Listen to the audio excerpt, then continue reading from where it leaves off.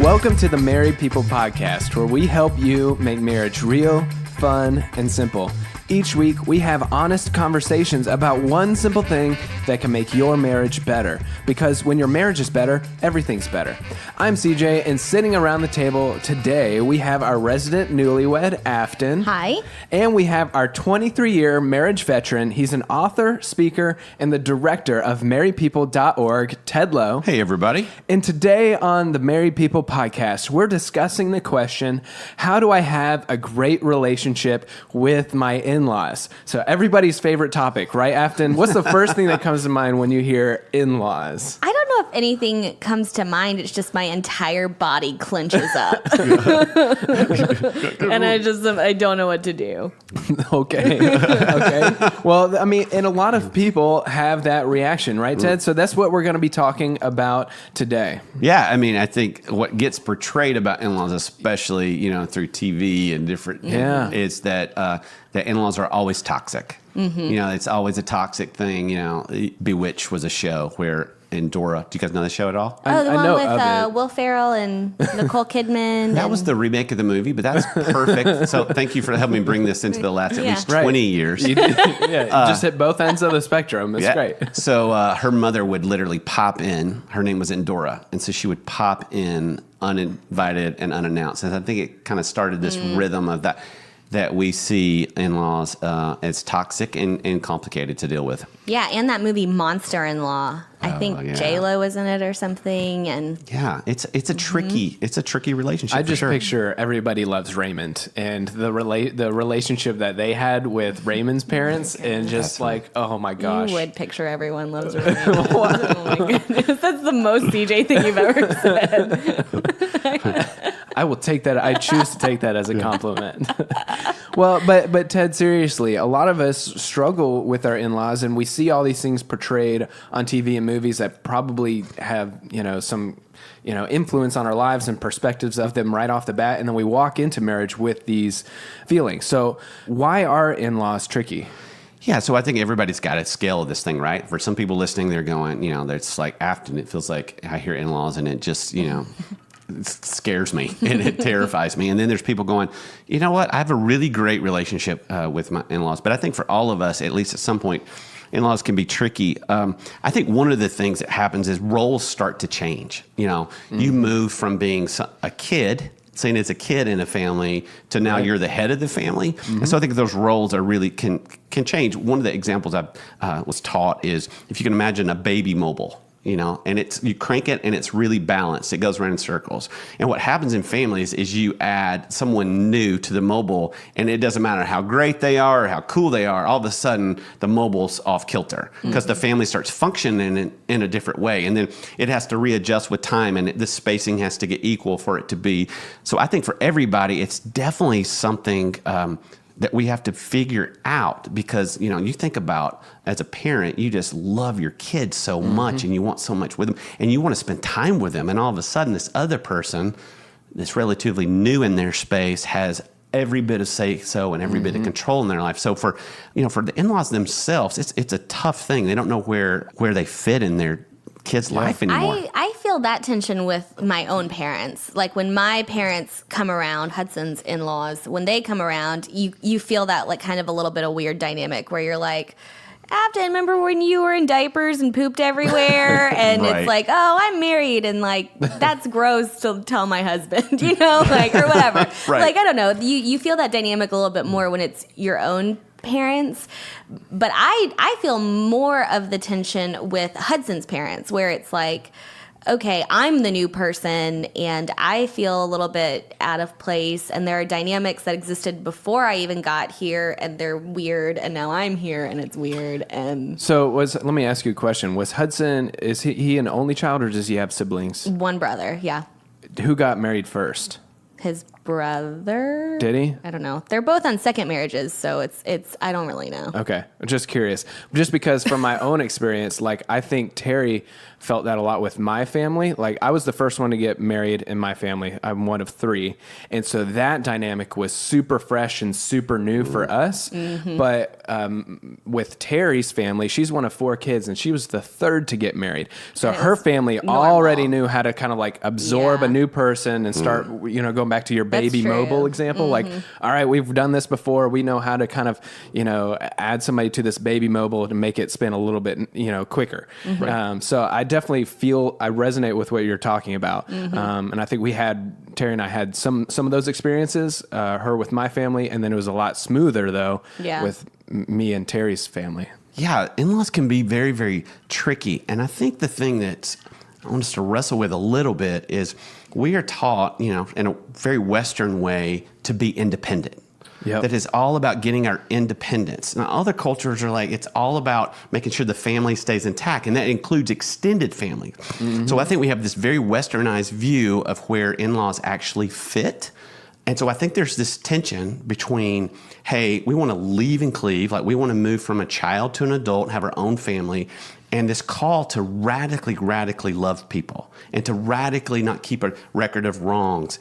And so I think what's happened is we've spun a little bit of this Western thought and we've taken scripture and kind of blended those two worlds to kind of accommodate this language of boundaries. And I think boundaries are important, but what I want us to wrestle with a little bit is this thing of we are called to love like crazy, yet we're also called to start our own family. And so I feel like there's that tension that we've got to figure it out. So I think we have to wrestle with those two things. That's great.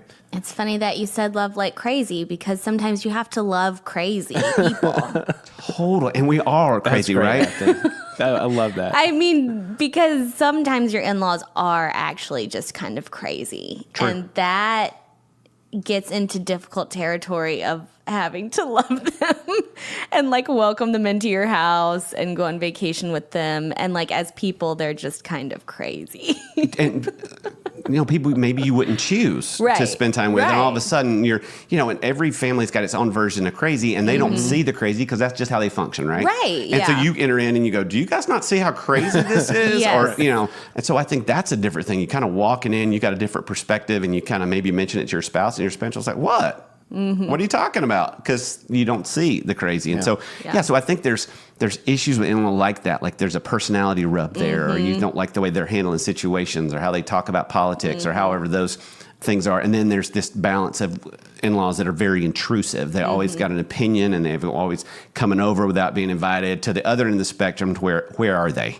I don't feel like they want to be part of our lives. We don't feel supported by them. They seem to, they got confused with the situation, so they just kind of took off. Or maybe they were distant your whole childhood. And so you're kind of sitting in that realm. And I think that this whole idea, too, there's this issue when you talk about from a faith perspective. A lot of sociologists are saying right now that we don't live in community anymore. We live in a collection of homes. One author says we live in a community of 2. And so we are trying to get all these needs met from one other person, where people used to get from a village, from the in-laws, from family, from extended family. So I think it's important for us to think through to go, wait a minute, these in-laws, regardless of how crazy they are, they're part of our tribe and we need to allow them to be part of it. The trick is, how do we do that? But I think that's where I want to get our heads a little bit, is to reopen our mind to go, how much have we westernized independence and how much are we called to add them and to love them in our family? Does that make sense? So you're saying like right off the bat, hey, we have this Western perspective that says whether or not your in-laws are sane or crazy or you love them or not, we all still almost have a wall up, a barrier up toward them because we're so independent in the way that we live our lives that there's always going to be a little bit of a tension there. Is that what you're saying? Yeah, exactly. I mean, and it's a double-edged sword with in-laws because it's like you want them around because they actually are very helpful sometimes. They give you insight into your spouse, or they watch your kids for you, or like they're very helpful when you have in-laws around. But at the same time, you have to figure out like how to have a good relationship with them when it's a weird dynamic. And I feel like for me, maybe this is the wrong way to go. So maybe this is what not to do. Usually it's that. You share, and then we'll ask Ted, is this the right way or the wrong way? Like, I feel like with my in-laws specifically, I've had to figure out, like, okay, how do I communicate with them in a way that is helpful for everyone? That's like, really there's good. some topics we just shouldn't talk about. We probably shouldn't address politics because that's going to make everybody just get very high tensions. Right. We probably shouldn't address some faith conversations. We probably shouldn't address, I mean, there's like all this realm of things that like, so for me, I try to keep everything very surface level, like, which is just what is currently working to not get things into a messy situation. It's like, listen to this crazy story about, you know, my dog that happened. And like, can you believe Julian did this thing? And like, let's find some like common topics that nobody can get that distressed about. Right. And we're just going to stay right up there. And we're not going to get into anything all that deep because it's just going to lead to like a bad situation. A hot topic that hurts the relationship. Like you're going, here's some hot topics that never go anywhere. No one gets resolved. We get loud. No one's listening more. They're listening less. So I think that's great. Yep. To go, what are the landmines that are hurting our relationship? That's strong. And we're just going to stay right in that little lane. Yeah. So, CJ, what is your relationship with your in-laws like? So Terry's parents. Well, again, like I said a few minutes ago, for Terry's parents, this is the third marriage that they've walked through. So when I kind of got pulled into their family, they've done this before. And so our relationship with them is great, and they're wonderful people. I still think like my personality always kind of struggles with putting myself in those situations, just as far as like, hey, you know, going to someone else's house or, you know, hanging out with in-laws. So you're like in the corner and they're like, Terry, where's PJ? Yeah, because they don't know my name. Right, because because you're just always kind of in the corner. Who's that guy? But I think over the past couple of years, I mean, I think one thing that's really helped me is Terry sharing more and more of her family of origin and what their situations were like growing up, holidays, birthdays. And so all the situations I was originally walking into of like, why do they do things this way? Or why do they do things this way? And just understanding how Terry grew up has helped me tremendously in working well with Terry's family. I'll tell you one thing. So before we got married, Terry's grandparents, or actually great-grandparents, were celebrating their 65th wedding anniversary. Wow. And we need to have them on the podcast. They rented out a facility, and they had 12 kids themselves, by the way. So her great-grandparents had 12 kids. And then, of course, all of them had families, right? And so they rented out a facility, and I'm not exaggerating. I think there was probably 75 or 100 people there at this thing. And that was before we got married, and I walked into that, and that was one of the most overwhelming situations I've ever walked into. Great people. Yeah. But it was at that point that I was like, Terry, I don't know what's going on here. I need to start figuring out what this family is, because this is a lot. And so that's kind of when I started wading into, hey, Terry's family of origin, what does this look like? And that's helped me a lot, because that was a little much for my introverted self. Well, there's something so great too about being with in-laws and being with their family is you get led into their world as a child. And I think anytime that we can understand where our spouses come from, there's a level of empathy that we can't have without it, that you start realizing going, wow, some of this was kind of tough for them. And they kind of went through some really hard times. And all of a sudden there's something amazing when we think of our spouse as a child who's just grown up. That's powerful. And there's always like a different dynamic. I mean, like for my in-laws, it's Hudson's mom and his stepdad. So his stepdad came into the picture when he was in his like teens, you know? So I think there's probably a dynamic that just adds another layer to the whole thing, where it's like, you're kind of new, I'm kind of new. We're all kind of just clumped in here together. We got to figure out our dynamics. Afton, what do you think from a step family perspective like that? What do you think that brings? Because you know your parents have been together forever, right? Like, what dynamics does a step family or blended family bring in that's an additional challenge that maybe we don't consider? I mean, it's even just like normal stuff. Like when you were just saying they share about when they were kids, it's like if we're sitting around at dinner, Hudson's mom can share a story about when he was born and what it was like when they'd go to the hospital, and then, her husband now wasn't there. So it's almost like we're like kind of all learning about that story of how Hudson was born. I'm sure John's heard it a million times, but there's always like that element of just kind of like, we all weren't there for this. Like, we don't have like the same kind of like library of memories. Like when you're at my house, it's just like, we're all there and we have all these inside jokes and we're all just, cause we've all been there together for so long. And I think when you're in a blended family, it's just, you almost just have to, for me, I just try to make sure we're trying to make new memories today, because we don't have this whole library of things to talk about. That's or this whole thing to like all this history, So even for my in-laws, even for us currently in our family, it's like, we just need to think about what are we doing today for this memory, to make a memory, to make an inside joke, to make a whatever, because we're not like pulling that from the past, That's That's great. That's strong, Afton. That's really powerful. And I think that'd be a great application for all of us. Let's make memories as our family is now. Yeah, that's we're great. all a part of it. That's powerful. So Ted, I feel like though our conversation here is a little bit all over the place because we all have very different in-law situations. And so, Afton's got a different situation. I've got a different situation. You've got a different situation, Ted. And we're kind of processing this together. But is there an overarching truth that we can all kind of start to think about and absorb just because, hey, we all have in-laws, all different tensions. Sure. Is there something we can all start thinking about to make those relationships better?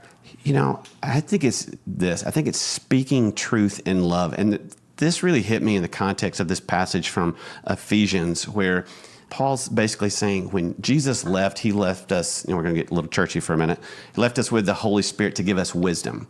And what he says that does for us, it takes us from being children, it says we are tossed back and forth like the waves of the ocean, to being adults who speak truth in love. And so I know for me, when I think about my interactions with my in-laws at the beginning, I kind of acted like a child. I acted like, this is my house and my things and my wife. And I think we acted like a child, and even watch how we've dealt with our children a little differently. Our first one, we would give them to the in-laws and we'd be like, make sure he doesn't have sugar, this, and this. And, by the third one, we're like, just keep them alive. And if they puke, that's on you. Yeah. That's on your time. Whatever you want to feed them, we're good for it. So I think we kept them at arm's length because we were just, boundaries. And so I think it's this thing of saying, how do we act like an adult? How do we act in truth and in love? And I think what we've been heavy on as a culture when it comes to in-laws is being really heavy on truth. Truth as we see it.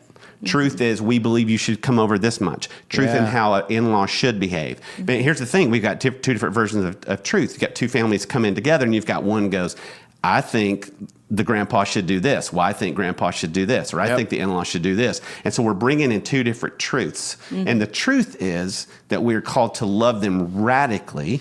And the truth is we've been commanded to have our own family too. Our own marriage. And when things get unhealthy, that we need to speak truth and in love. In other words, we need to act like adults and not children. And so I thought about this. If we're called to be in a marriage, then we're for sure called to be adults. So are we treating them with this radical love that's tough especially when we know we're right, or especially when we go, that's just bad. You're just making a bad choice there. Does that make sense? Yeah.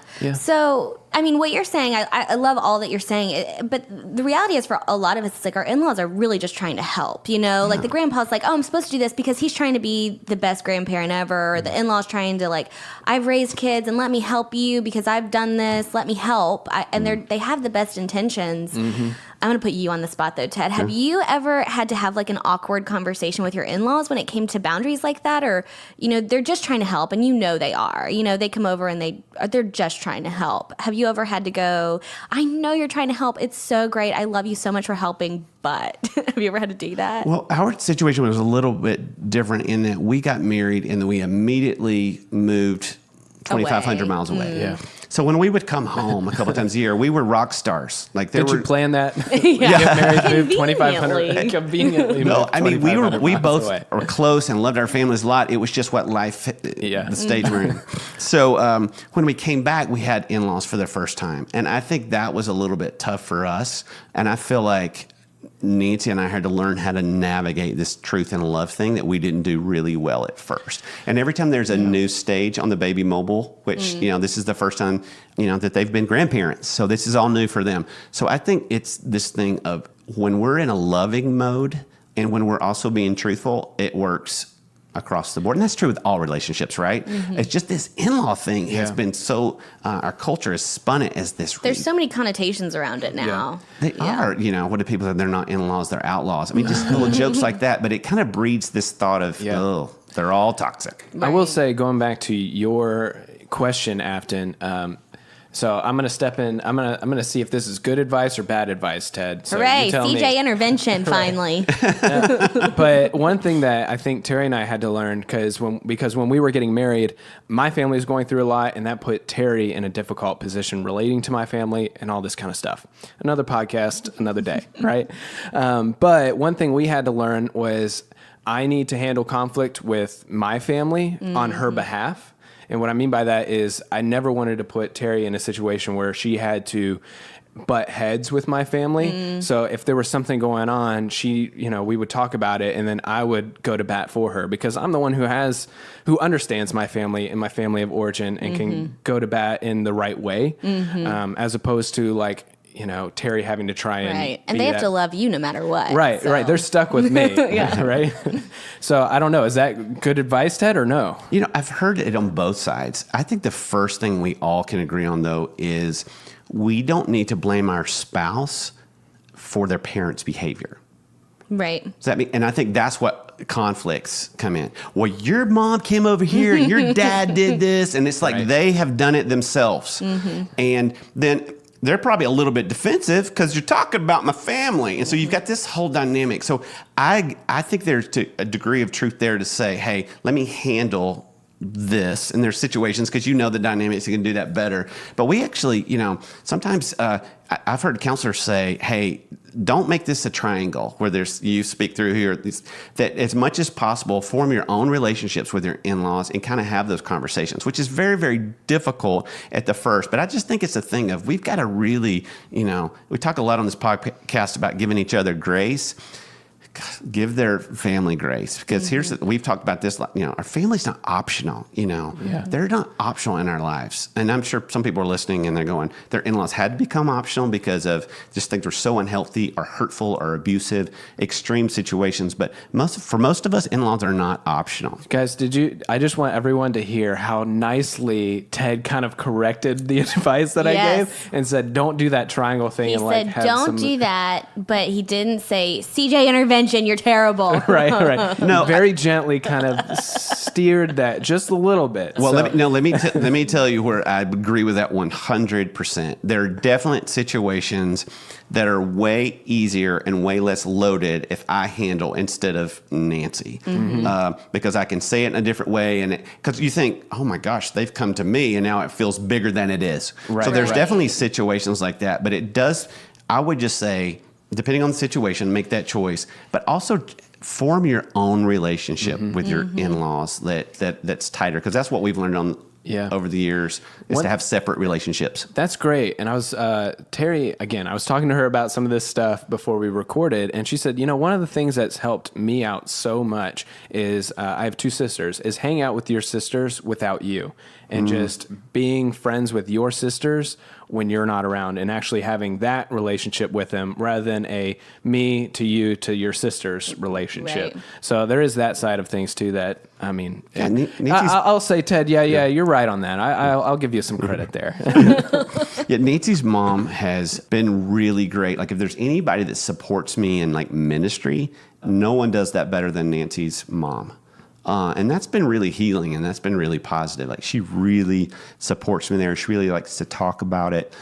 She also loves to do home remodeling projects a lot, and Nancy would rather be shot than have to talk about it. So we're kind of connected on that level. She'll say, come out here and show me how to, do X, Y, Z, and what do you think about doing this? So it is healthy. I love that. Like you've got your own. Find your thing. Yeah, find your thing. Yeah, that's great. So Ted, we're talking all about, these tensions that all of us face with our in-laws, no matter how good they are or how crazy they might be. There's always going to be a little something there. But the truth is that we need to be loving our in-laws in how you said it, truth and love.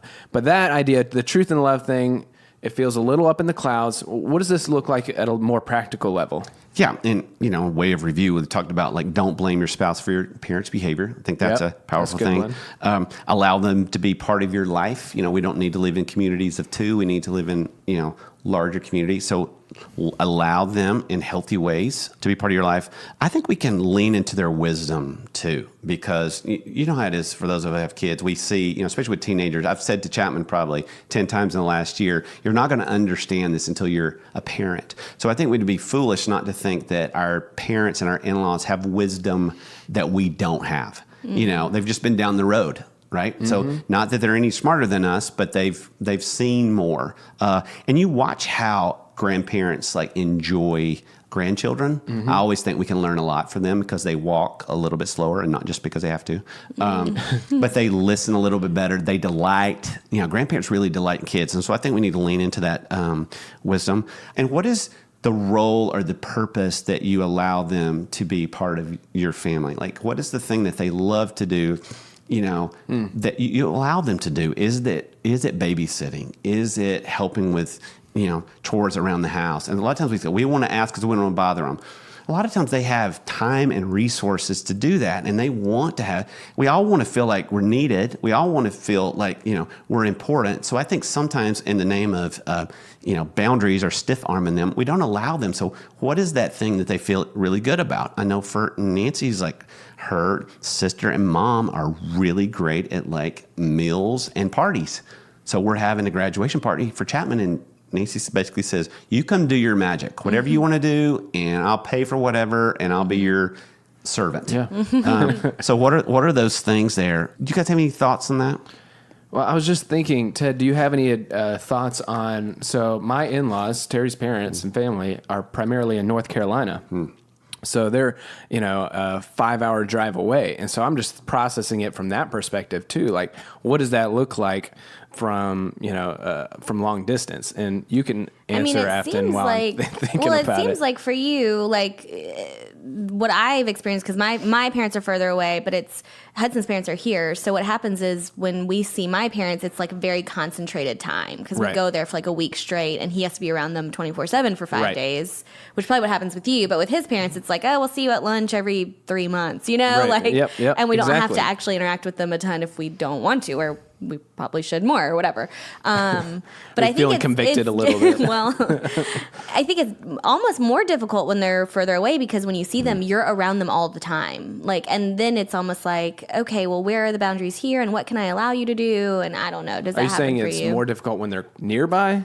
I'm saying it's more difficult when they're further away because when you're with them, aren't you with them all the time? Right, and that's what I was trying to figure out is what does this look like? What does it look like to be more intentional about their involvement in your life and finding that thing that you can kind of connect with your in-laws about. I think if you were in a different situation than mine, asking them for advice about stuff about your life, I think makes them feel really good. Totally. And I'll do that with Hudson's mom. This is a situation I'm in. What would you do? Or when you were raising a teenage boy, what did you do? Because that's difficult. So I think that's great. Asking them for really specific pieces of advice where you think they'll have something helpful to add that won't get blown up into a right. I obviously would not ask about the political beliefs and how they got to them, what should I believe politically? Who should I be voting for? Please weigh in. You got a very specific invitations of advice. Yeah, well, I think that's the thing. You look at other cultures, and they really, really value, older people's input. They really, our culture doesn't value wisdom sometimes in the sense of age. We start treating them like children, and we talk to them pretty condescendingly, and we think they don't know anything because they're so old. And the wisdom that they have, we just need to lean into it. And I think anybody, we always want to feel like our opinions are valid and important. So I think that's huge, that long distance or close distance, allowing them to speak wisdom into our life. And we don't have to do everything they say, but chances are we'll probably learn something. Yeah, that's true. All right, Ted. So what other ways can we make this practical, this big idea, this truth and love idea when it comes to our in-laws? Yeah, I think we need to keep our expectations of our in-laws reasonable. Like, what are you expecting of them, or what are you trying to get from them? Or, we have expectations. Not have low expectations. Maybe. But just keep them. Maybe For some people. Have low expectations of your. Well, here's reality. We've got people listening. Yes, you should have low expectations. And people live in this angst of they should be keeping the kids more, or they should know not to come over, or they should know to stop calling. So we have all, just like in marriage, we bring in expectations, and that causes tension with each other.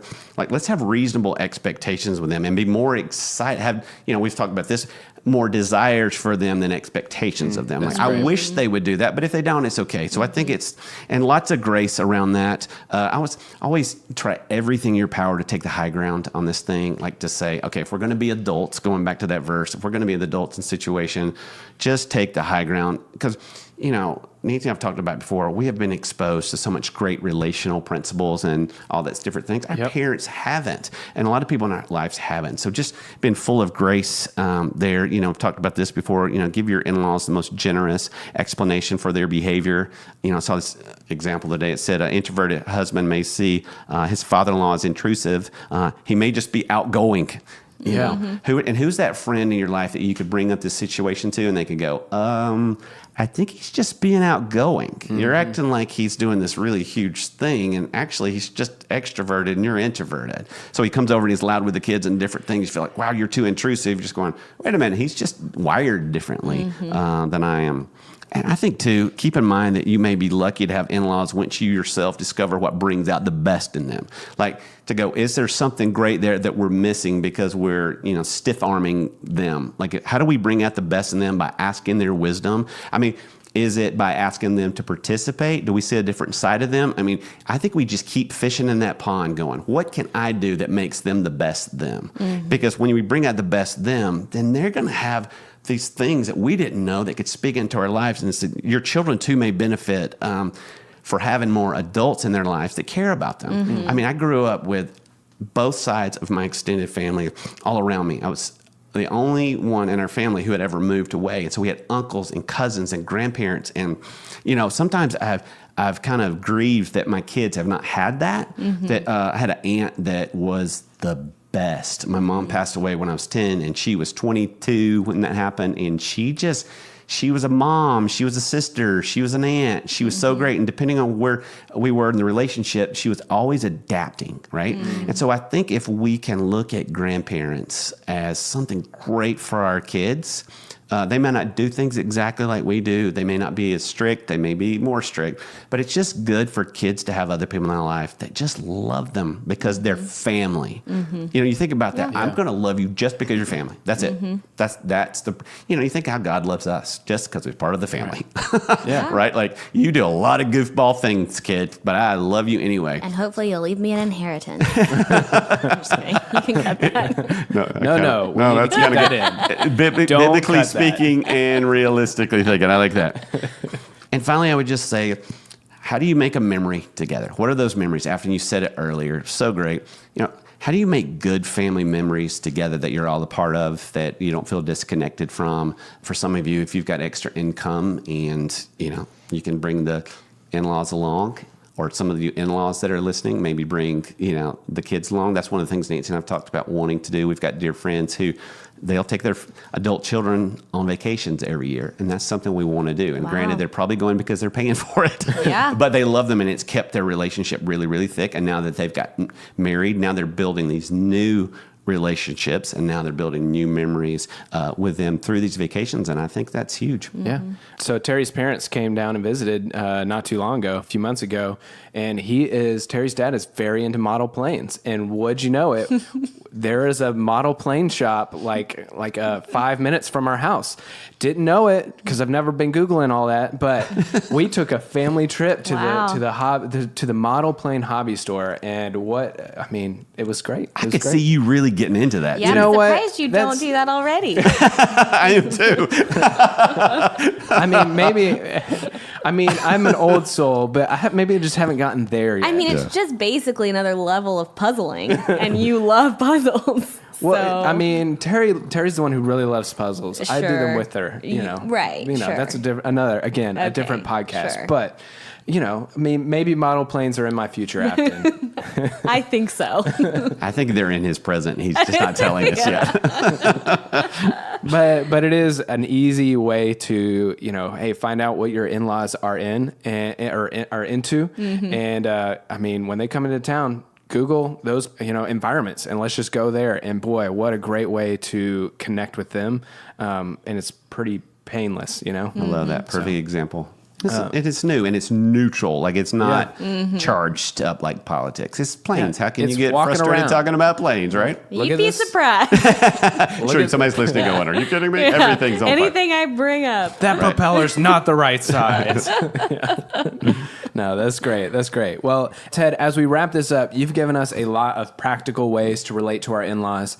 But if you had to boil it down to one simple thing, what would be the big takeaway? Yeah, I just think this week, do one loving thing for your in-laws. Like do one loving thing, in-laws, maybe plan a meal together, ask them to help you with a project, ask their opinion on something, send them a note or an email telling them how thankful you are for them.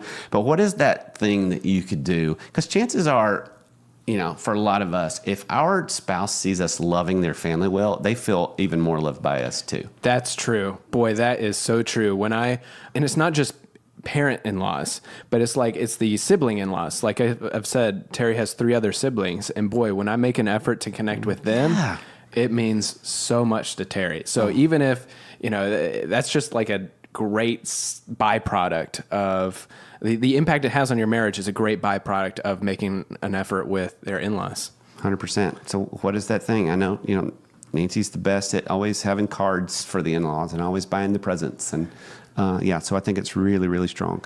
So Afton, what's one loving thing you could do for your in-laws? Okay, here's the thing. This week. So here's the thing is I think there are some people that have difficult relationships with their in-laws and probably for good reason. Right. And it's not like a normal thing to be texting with them Yeah, or I get emailing it. them or like sending them random stuff. Like Yeah.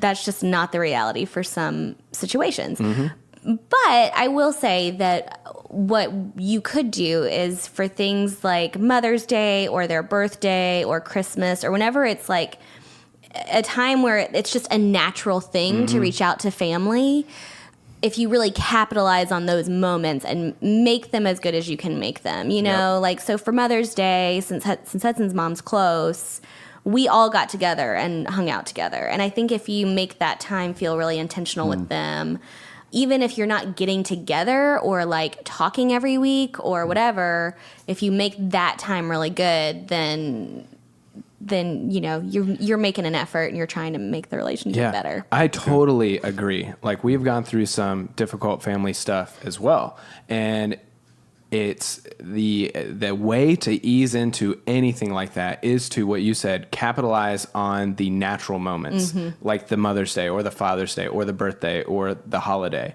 Right. I mean, that is such an easy access point to make a deposit in that relationship, even though it may feel really small. Yeah. So Ted, what about you? What's one thing you can do this week to love your in-laws? We just went there Mother's Day, which was, last week. And again, for me, it's always connecting with her mom on, like she just added a big screened in porch on the back. She's like, hey, what should I do with the sidewalk right here? And we have these long sidewalk conversations that I actually enjoy. And so I can send her pictures of the kids and I can send her pictures of, some kind of project and say, what do you think about that? So it's probably something I could do, connect. We're in graduation season. So we have a senior about to graduate. And so she's really great at the party thing. So I know that we'll be able to go, hey, what should we do? What should we lean on? I know that she's very smart in that way. And I think with her dad, when I'm with him, just asking good questions. And I think it's the simple thing. We always say we want to do one simple thing, but I think it's a text. I think it's a conversation. Really, it goes a long way to go. Wow, they made a move in my direction. Yeah, that's great. And I think you could also, just to piggyback on that, I think you can move, even though it's obviously ideal to have a great relationship with both in-laws, if you feel like you can connect more with like their mom, go to lunch with her and make the dynamic more just a one-on-one situation. And that's an easier thing to do than go like, all right, let's all 7 of us get together and do a lunch, because that's just going to be a weird dynamic. Like trying to make the situation a little bit easier to handle. Love that. I love that. That's perfect example. Well, that's great. Okay. Thank you guys for sharing, and thanks for having this conversation. I know it's not always easy to talk about your in-laws and those kinds of relationships, but Ted, I appreciate you leading us through this, because we can make our relationships with our in-laws better, and this is a great simple step we can take to make that happen. And it's helpful to know you're not alone. Yeah. I mean, everyone deals with the in-law situation. We just Right. don't always talk about it, or when we do, it's just like, oh my gosh, just can you venting. believe what my in-laws Right. did? That's great. That's good. That's great.